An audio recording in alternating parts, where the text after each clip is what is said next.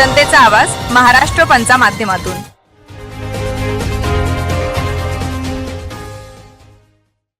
नमस्कार, महाराष्ट्र पंच न्यूज मध्ये आपलं स्वागत आहे। मी नाजिम सिद्दीकी। पाहूया शहरातील ताज्या घडामोडी।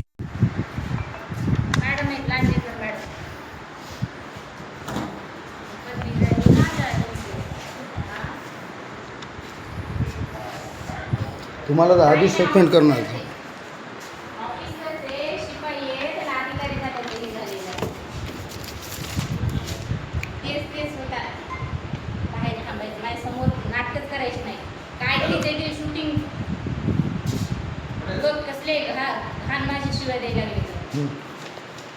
या म्हणा पोलीस स्टेशनला या।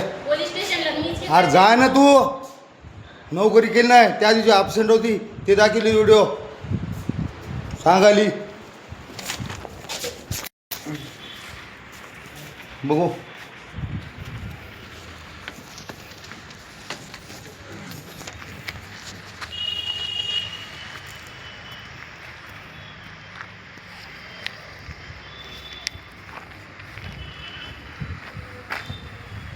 तिच्यावर कारवाई करतो, थांब ना, ड्युटीवर होती काय या दिवशी।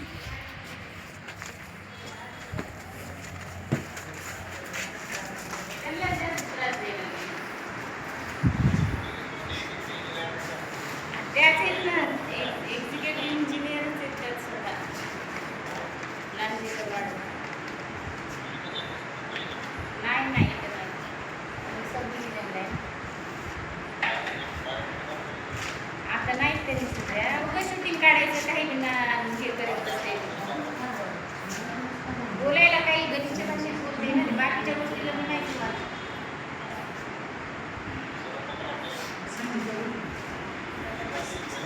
पोलीस स्टेशनला जावं लागणार आहे आता, त्याच्याशिवाय नाही केलं। असू द्या ना, तुम्ही ॲब्सेंट दाखवतो ना मी इथं। त्या दिवशी कुठं होता ते खुलासा सादर करा। तुमची पगार कशी होती मी बघतो। 2000च्या पाठीमाग आहेत का?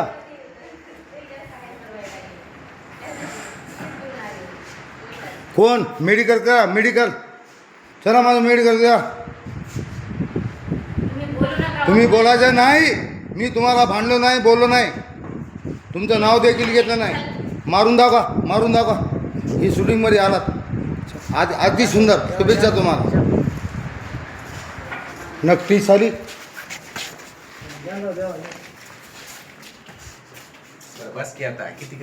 सगळी शूटिंग इथं मायाचं भोक वाजतो इथं। थांबा देवा भाऊ, आपण एक सामाजिक कार्यकर्ता आहेत व चर्मकार समाजातून आपण चर्मकार समाजामध्ये काम करताय आणि ढोर समाज दीनदलितांसाठी।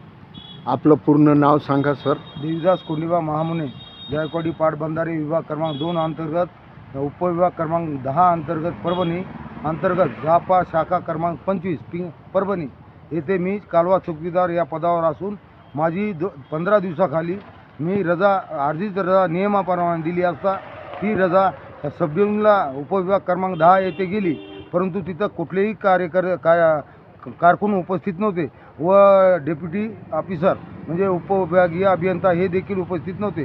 त्यामुळं मला संताप आला आणि मी म्हटलं माझी रजा पुढील कारवास्तव का नाही पाठवली। जायकवाडी पाटबंधारे विभाग क्रमांक 2 परभणी यांना कार्यकारी अभियंता प्रिया लांजेकर ह्या असताना ह्या नामंजूर करत आहेत, म्हणून मला असा राग आला। त्यामुळं मी ऑफिसमध्ये सबडिव्हिजन 10 येथे गेलो आणि त्यानंतर मी विचारलं की माझी रजा पुढील कारवास्तव का नाही पाठवली। मी दिनांक 9/4/2026 पासून 2 महिन्यासाठी अर्जित रजा नियमाप्रमाणे दिली आहे। ती रजा अद्याप माझी पास करण्यात आली नाही, त्याचे आदेश काढण्यात आले नाही। देवा भाऊ, तुम्ही रजा रीतसर निवेदन दिलं होतं का? रजेचं निवेदन माझ्याकडे ओशी आहे, पुरावा आहे, ते रजावर मग सबडिव्हिजन मी भांडल्यानंतर प्रिया लांजेकर यांच्यावर माझा आरोप आहे। वर्ग 3 वर्ग 4च्या कर्मचाऱ्यांना वेळेवर पगार होत नसल्यामुळे व त्यांचा गणवेश भेटत नसल्यामुळे मी त्याचे प्रश्न अनेक मांडले। मी राज्य सरकारी कर्मचारी संघटनेचा जुना कार्यकर्ता असून मी मध्यवर्ती संघटनेचा जिल्हाध्यक्ष आहे। वर्ग 3 वर्ग 4 कर्मचारी यांचे आणि विशेष म्हणजे मला हे जे रजेचं निवेदन आहे तर तुमचं काय म्हणणं आहे नेमकं? हे निवेदन त्यांनी मंजूर केलं नाही का पुढं सादर केला नाही? सादर केलं डिव्हिजनला कार्यकारी अभियंता विभाग क्रमांक 2 यांच्याकडे सादर केलं, परंतु ती रजा अद्याप माझी आजपर्यंत, आज दिनांक किती आहे, आज 17/4/2026 रोजी मी जायकवाडी पाटबंधारे विभाग क्रमांक 2 येथे गेलो असता माझी रजा मंजूर करण्यात आली नाही. ती मॅडम जागेवर नसते आणि ती मॅडम पुण्याला राहते. पुण्याला राहत असताना मी असा अर्ज केला आहे की जायकवाडी पाटबंधाऱ्याच्या कार्यकारी अभियंता या सावली रेस्ट हाऊस म्हणजे शासकीय निवासस्थान असताना देखील त्या वसमत रोड येथे सावली रेस्ट हाऊस येथे राहत असतात. 3 दिवस राहतात आणि पावती फाडतात, पुन्हा त्यात महिना 2 महिने येत नाहीत. त्यामुळं मी त्यांच्याबद्दल तक्रार केली असता जायकवाडी पाटबंधारे विभागाच्या UV हे यादव मॅडम ह्या माझ्यावर संतापल्या, कारण की त्या जंजाळ यांच्या पाहुण्या असल्यामुळे त्या संतापल्या आणि मला चप्पल काढून मारण्याचा प्रयत्न केला व जातीवादी म्हणून मी त्याला घोषित करावं, त्याच्यावर गुन्हा दाखल करावा हे माझं म्हणणं आहे. मी त्यामुळं हे मला मानसिक त्रास झाल्यामुळं माझ्या डोक्यावर नस दबल्यामुळे मला नांदेड येथे ऋतुराज जाधव यांच्याकडं विलाज करावा लागत आहे. म्हणून मी म्हणतो की मला ह्या विलाजासाठी वैद्यकीय उपचारासाठी मी अर्जी मागवली, परंतु ती नामंजूर करण्यात आली. आणि मंजूर का करण्यात नाही आली, मी नियमानुसार शासनाच्या नियमानुसार दिलेली आहे. बरं, हे मंजूर न झाल्यास आपण पुढील पाऊल काय उचलणार? मी पुढील पाऊल उचलणार आहे की मी जिल्हाधिकारी यांच्या कार्यालयासमोर आमरण उपोषण करणार आहे. आणि तिथं नाही झालं तर सरळ मी मुंबई जाऊन आझाद मैदान येथे कायमचा मरेपर्यंत आमरण उपोषण करणार आहे. माझ्यापाशी मुख्यमंत्री आले या कोणी आले तरी मी जलसंपदा मंत्री आले मला भेट घेण्यासाठी की बाबा हे प्रकरण मिटव, तर मी मिटवणारा नाही, मी मॅनेज होणारा नाही. म्हणून मी म्हणतो कार्यकारी अभियंता व उपविभागीय अभियंता यांच्यावर योग्य ती कारवाई करण्यात यावी असं मी जिल्हाधिकारी कार्यालय जिल्हाधिकारी साहेब परभणी यांना मी उद्या लेखी स्वरूपात निवेदन देणार आहे. आणि त्यावर नाही कारवाई झाली तर मी पुढील प्रमाणे तारीख ठरवून आमरण उपोषण करील, मरेपर्यंत करील, पण मागं हटणार नाही. तुमच्या कार्यालयात हे मॅडम वरिष्ठ आहेत, हे 3 दिवसाच्या सुट्टीवर गेल्यानंतर कार्यालयात कोणीच उपलब्ध राहत नाहीत का? नाही राहत, काही राहत नाहीत. मॅडम नसल्यामुळं बरेचसे आता वर्ग 3 वर्ग 4चे कर्मचारी फील्डवर असतात. कालवा चौकीदार, मोजणीदार किंवा कालवा निरीक्षक हे फील्डवर असतात. सामाजिक वनीकरणप्रमाणे त्यांना ड्रेस दिले पाहिजे.